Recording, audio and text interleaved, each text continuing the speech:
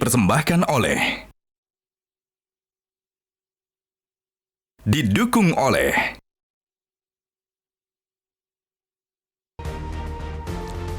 Kembali di Metro hari ini, pemirsa, proyek menara BTS 4G Kemenkominfo yang penyelesaiannya sempat tertunda, kini sudah selesai pembangunannya. Wilayah-wilayah di daerah tertinggal, terdepan, dan terluar atau 3T di Indonesia nantinya sudah sepenuhnya mendapat layanan seluler 4G.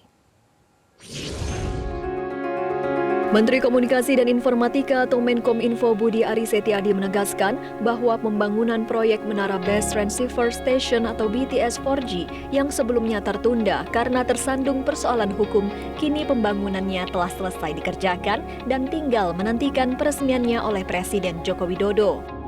Proyek pembangunan Menara BTS 4G ini sejalan dengan komitmen Badan Aksesibilitas Telekomunikasi dan Informasi atau Bakti Kemenkominfo yang berniat menyelesaikan pembangunan BTS 4G sejalan dengan arahan pemerintah pusat.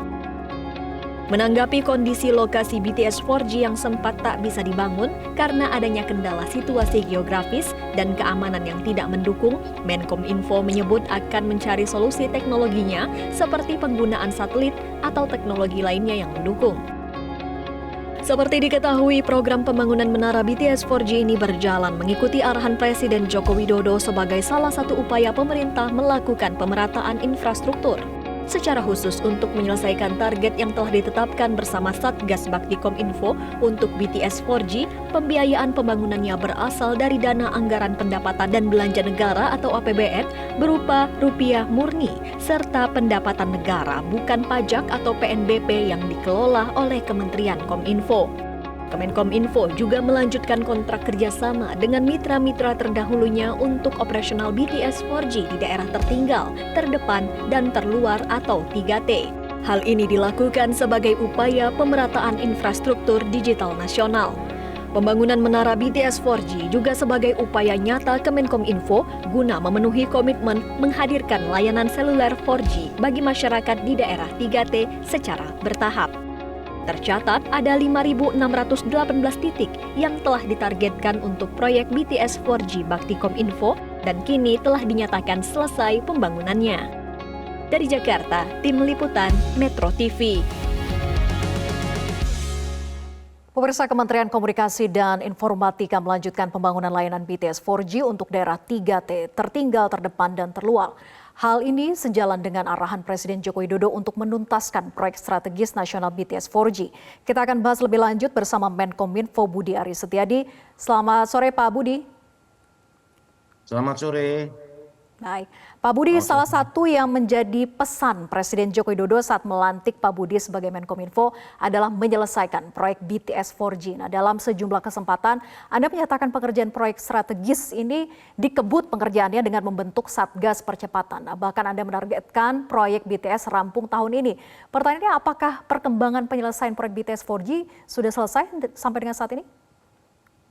Jadi hingga Desember 2023 di tahun ini, itu sudah selesai sekitar 4.988 BTS dari 5.618. Nah, lokasi proyek ini diharapkan bisa melayani masyarakat. Nah, sisanya itu akan kita carry over untuk diselesaikan tahun depan. Ini karena kondisi geografis dan kondisi tantangan yang ada kahar. Dan ini kami berterima kasih karena ini merupakan upaya bersama dari Satgas Bakti Kominfo, aparat penegak hukum maupun lembaga pengawas keuangan. Jadi kita multi stakeholder terus untuk merembukan supaya akses masyarakat, terutama masyarakat di daerah 3T, bisa memiliki konektivitas, mendapat layanan untuk bisa menggunakan internet. Nah, kita berharap bahwa nanti yang tersisa, terutama di daerah-daerah kahar ini, akan kita rembukan kembali, kita pilih solusi-solusi yang lebih komprehensif dan tepat guna bagi disesuaikan dengan kondisi geografis dan tantangan yang dimiliki wilayah-wilayah tersebut. Begitu, Mbak. Baik, tadi Pak Budi mengatakan ada 4.000-an titik lokasi yang sudah rampung. Nah, kalau dari targetnya kan ada 5.000 sekian begitu ya. Nah, apakah ini memang ongoing proses juga akan diselesaikan tahun ini? 630 lokasi yang memang bisa berpotensi di carry over tahun depan. Karena tadi saya bilang faktornya ada soal keamanan, soal faktor geografis yang sulit dijangkau dan sebagainya. Nah, kita terus berkoordinasi dengan Kementerian Dalam Negeri, Forkominda setempat untuk menemukan solusi penyelesaian pembangunan lokasi-lokasi tersebut. Begitu, Mbak. Oke. Oke. Nah, sebelumnya kan Pak Budi juga sempat mengatakan bahwa Presiden akan segera meresmikan proyek BTS 4G. Ini kapan rencana peresmian itu akan dilaksanakan, Pak Budi?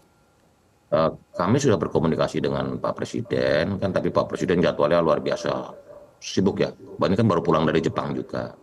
Nah, kita sedang menyusut, tapi yang pasti tahun ini tanggalnya, karena kita sudah menyiapkan conference untuk lokasi-lokasi tersebut, terutama di 26 provinsi.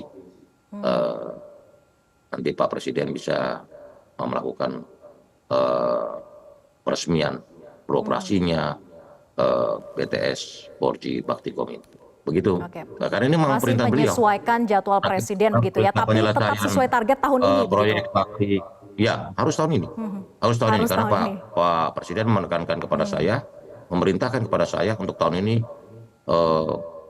proyek 4G Bakti Kominfo harus diselesaikan. Begitu. Oke, kita tunggu nanti peresmiannya ya.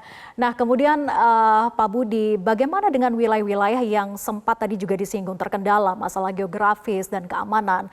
Apakah tetap akan dibangun sesuai dengan rencana awal atau digunakan teknologi lainnya? Dan solusinya apa? Teknologi lain apa yang akan digunakan ini?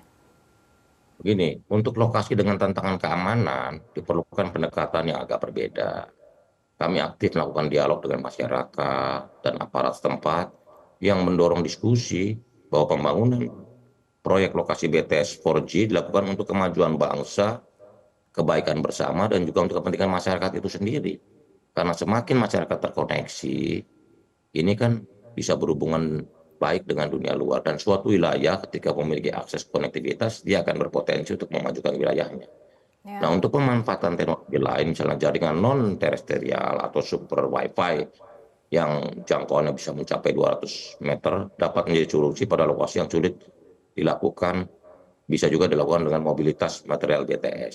Jadi kita sedang kaji penggunaan teknologi yang tepat untuk wilayah yang tepat, begitu Mbak.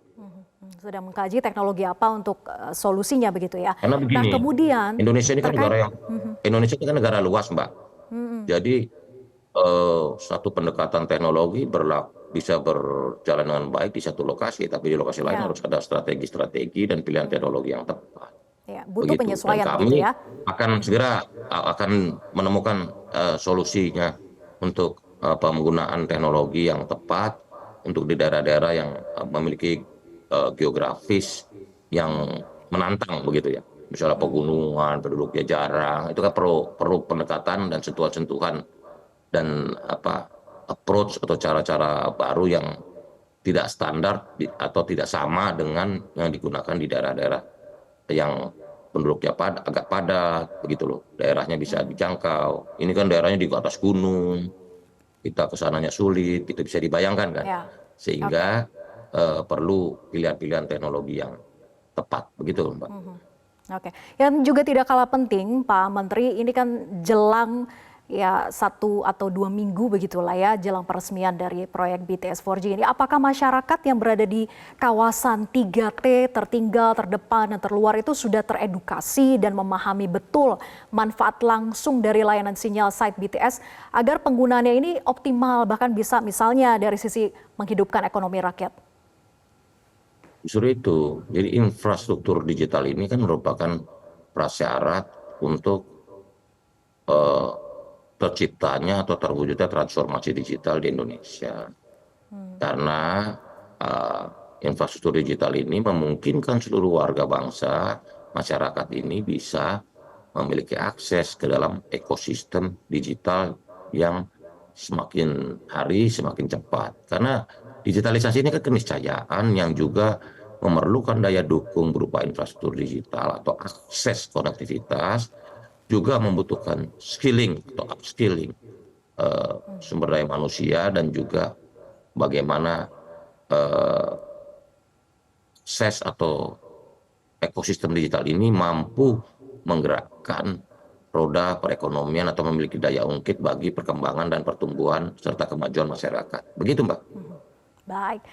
Nah, Pak Budi, yang juga tidak kalah penting dan menjadi pekerjaan besar juga bagi Kemenkominfo bukan hanya soal BTS 4G, tapi di musim atau masa pemilu saat ini adalah bagaimana agar bisa menghentikan terjadinya distribusi hoax yang terjadi di sosial media. Tapi dijawab nanti usai jeda, tetap bersama kami di Metro hari ini.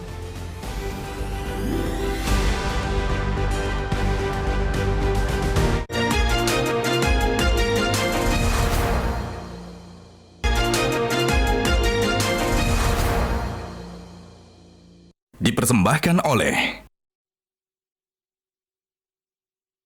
didukung oleh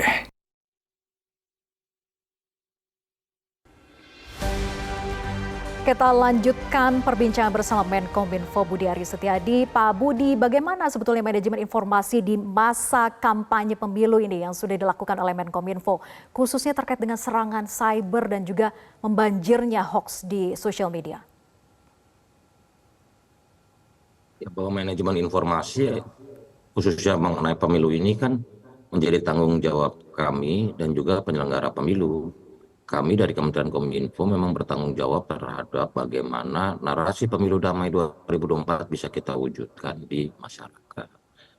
Kita sadar betul bahwa pemilu ini atau pemilu 2024 harus kita wujudkan terjadinya peningkatan dibanding pemilu-pemilu sebelumnya. Karena itulah narasi pemilu damai menjadi pekerjaan kami dari Kementerian Komunikasi dan Informatika untuk mewujudkan narasi pemilu damai 2024 di ruang digital maupun di media dan di masyarakat. Dan kita sudah memberikan atau mengerjakan beberapa hal termasuk juga Pemilupedia. Kita juga sudah luncurkan buku saku elektronik untuk bagi masyarakat yang ingin memahami atau mengetahui tentang pemilu, dan kami juga terus melakukan patroli siber dengan menggerakkan tim kami untuk melakukan patroli siber terhadap berbagai isu yang muncul di masyarakat khususnya di ruang digital. Dan ini penting untuk kita lihat bagaimana fenomena konten yang tersebar di masyarakat. Kita bersyukur bahwa di tahun 2024, menjelang pemilu 2024 ini, memang terjadi penurunan eskalasi di ruang digital dibanding pemilu sebelumnya. Kita bersyukur bahwa masyarakat makin cerdas, makin bijak untuk mengkonsumsi atau menyebarkan konten-konten di ruang digital. Kita bersyukur dan kita berharap bahwa pemilu 2024 ini sebagai kontestasi sesama anak bangsa kita bisa lalui dengan damai. Dan siapapun yang menjadi pilihan rakyat kita hormati. Begitu, Mbak. Oke, Pak Budi, tapi kalau melihat dari data yang dimiliki oleh Kemenkominfo, ada berapa banyak hoax semenjak mulai kampanye dari mulai 28 November hingga saat ini? Terjadi penurunan yang signifikan dibanding pemilu sebelumnya ya. Di tahun 2023 ini kami baru mendapati sekitar 96 hoax yang terus kita langsung klarifikasi, kami verifikasi, kami klarifikasi, dan perlu kami stempel hoax memang manakala memang itu berita penuh dengan kebohongan atau berita bohong. Selanjutnya juga kami juga melakukan take down terhadap berbagai konten yang meresahkan masyarakat dalam pengertian tidak ada faktanya, tidak ada buktinya, tapi hanya membuat suasana gaduh di ruang digital. Yang pasti 3 hal. Yang pertama hoax, berita bohong, kedua fitnah, dan yang ketiga ujaran kebencian. Serta terakhir kami tambahkan adalah bagaimana konten-konten yang merendahkan martabat orang lain yang menurut hemat kami tidak tepat untuk bangsa yang beradab dan berbudaya seperti Indonesia. Kita concern untuk menumbuhkan kualitas demokrasi, kita juga concern untuk mendidik masyarakat agar menggunakan momentum 5 tahunan ini sebagai ajang kompetisi sesama anak bangsa dengan sebaik-baiknya. Karena kami sadar bahwa negara ini negara besar yang membutuhkan persatuan dan kesatuan, terutama membutuhkan kebijaksanaan dari semua masyarakat, baik elit maupun seluruh masyarakat untuk sadar dan paham bahwa pemilu ini adalah ajang kontestasi 5 tahunan pestanya rakyat, pesta demokrasi, di mana rakyat harus menjalankan pemilu 2024 ini dengan penuh kesukacitaan, kegembiraan, tanpa terintimidasi, tanpa rasa takut, sehingga semua hak-hak demokrasi dijamin. Kami juga sependapat dengan apa yang dilakukan oleh teman-teman sebelumnya, gerakan bagaimana kita merawat demokrasi ini, karena demokrasi ini kan perlu dirawat, dan merawat demokrasi ini bukan cuma di elit, tapi di warga, di masyarakat, di akar rumput. Di warga masyarakat kita sudah melihat bahwa perbedaan di antara mereka dimaknai dengan baik, bukan saling bermusuhan, bukan saling tidak mau bertegur sapa, beda pendapat sedikit bermusuhan dan sebagainya. Kita sadarkan kepada masyarakat bahwa waktunya kita meningkatkan kualitas demokrasi dengan membuat perbedaan adalah sebuah keniscayaan dalam pemilihan umum atau kegiatan 5 tahunan ini. Gitu, Mbak. Ya, pemilu damai bebas hoax memang harus disadari oleh semua pihak begitu ya. Nah, bergeser kita terkait dengan rawannya kebocoran data, Pak Menteri, khususnya terkait dengan data pemilu ini, apakah sudah ada cara ataupun strategi jitu untuk mencegah kejadian tersebut ini tidak terulang kembali? Ini bahwa yang pertama kali punya kewajiban mengamankan data itu adalah kita sendiri. Setiap orang punya hak dan wajib untuk melindungi datanya dengan tidak memberikan data kepada pihak yang tidak tepat. Nah, mengenai isu KPU dan sebagainya, kita sudah selidiki, kita sudah berkomunikasi bahwa ini kan DPT, daftar DPT yang juga diakses oleh seluruh peserta pemilu. Jadi bukan data yang sifatnya lebih khusus dengan karakteristik yang khusus. Begitu, Mbak. Jadi misalnya data DPT itu kan semua partai politik harusnya pegang. Bahkan semua caleg bisa memegang DPT dapilnya masing-masing. Begitu. Oke, semoga tadi strateginya yang disampaikan, diutarakan benar-benar jitu dan ampuh, ke depan tidak ada lagi yang namanya kebocoran data, apalagi penyalahgunaan data pemilu, dan juga terkait dengan BTS 4G, semoga betul-betul bisa dimanfaatkan oleh masyarakat khususnya di daerah 3T. Terima kasih Pak Menkominfo Budi Aris Setiadi sudah bergabung bersama kami di Metro Hari. Terima kasih atas bantuan dan dukungan dari masyarakat, semoga kita bisa menyelesaikan tugas-tugas penyelesaian infrastruktur digital khususnya bakti 4G Kominfo, dan juga pemilu 2024 kita bisa lalu dengan baik, dengan damai, dan rakyat cerdas memilih, rakyat bijak memilih, dan bijak bersuara. Begitu, Mbak. Terima kasih.